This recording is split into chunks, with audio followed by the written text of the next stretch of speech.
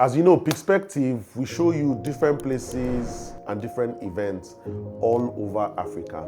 And in this video, I want to just specifically tell you how I made my first $1,000 through aerial photography. Basically, you know what I do.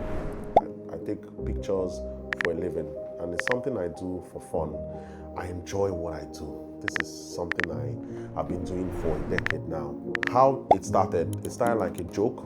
It started like a passive hobby, and I started seeing money coming in.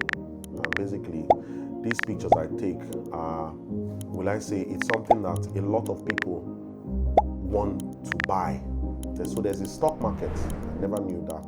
There's a stock market, and these stock markets, I heard, it has a market cap for over 5.7 billion, and it's been estimated to get to 7.3 billion in 2031.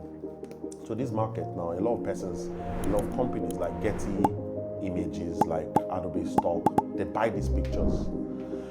So back to what I was saying, I had these pictures, and I never knew that these pictures were of value. And while I was taking these pictures, I started seeing that I started having likes, because basically it started from YouTube, from Instagram. I started having good likes and all that. And I just seen, let me just start. And this was even before the AI generated questions like ChatGPT and all that came about. And I just said, okay, let me just do some small research. And I started doing research, and I saw that some persons that I even take, my pictures were even really nice. So I saw that they were really buying it. I watched the video on YouTube too, same YouTube, and I saw one guy that was selling pictures and all that. I said, okay, let me just try. So I went online and I did some research, and I realized that, wow, I can actually make money. So I started uploading, and someone reached out to me.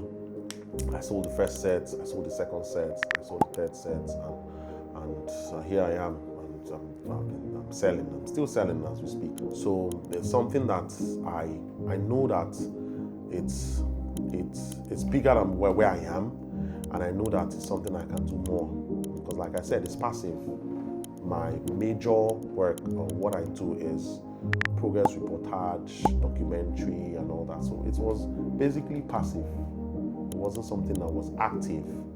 It was recently I started actively taking the position of consciously going to take more pictures, and here I am. So keep watching, and don't forget to subscribe, don't forget to like, so you see more of this content.